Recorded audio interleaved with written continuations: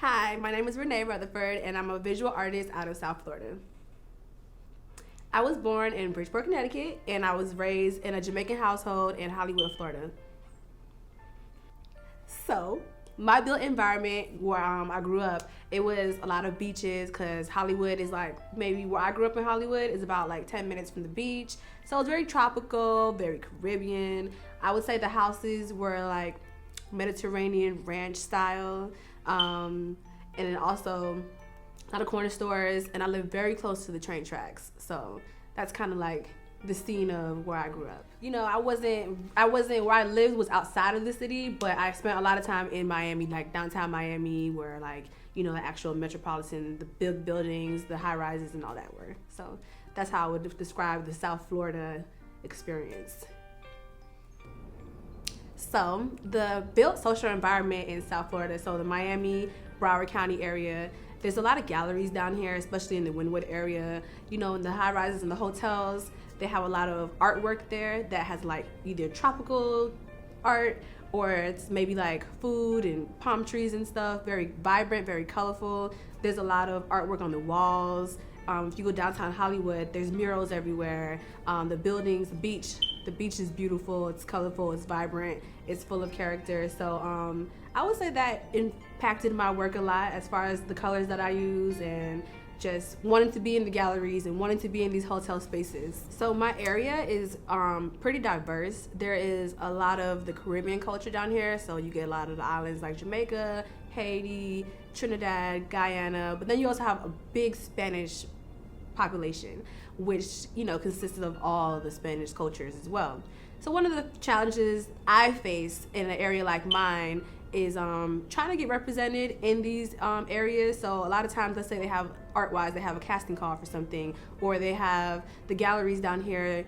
You know, you want to try to get in there to be represented, to get your artwork shown. You know, being a African-American female in an area that's predominantly Hispanic or ran by Caucasian people, that a lot of times is a challenge, and you think it wouldn't because the area is pretty diverse, but that has to be one of the biggest challenges, trying to, you know, break through on that type of level.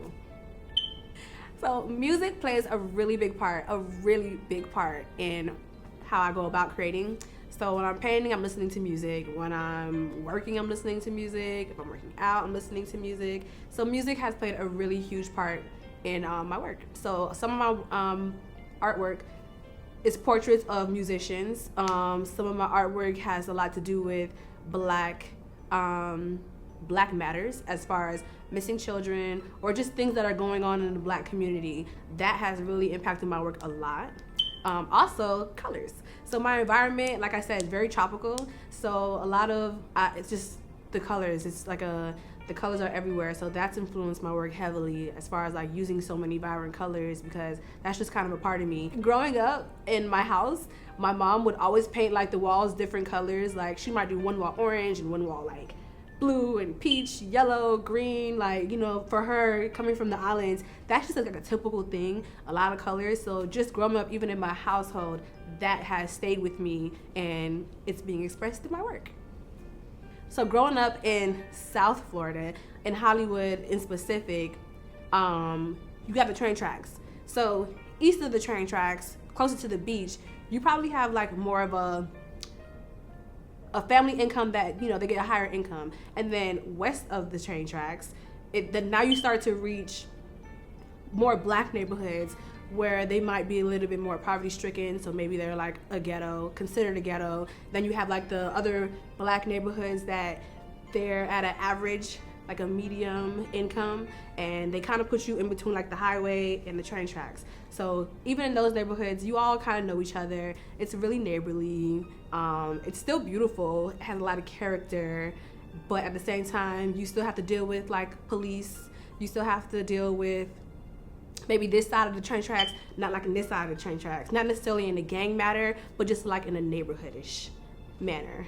So the environment that I came up in affected my aesthetic a lot by me being inspired to do moment pieces about things that are currently going on in my reality. So a lot of times I'll sit back and I'll try to capture that on canvas, so that way, you know, it'll highlight that moment in time and also start conversations about the things that are going on in my environment, in my reality. So I would definitely say that's had a big influence on my aesthetic of my work. I just want to say thank you to DeMar Matthews from A+D Museum for having me share my view from here, from sunny South Florida, Broward County, represent, and it's a wrap.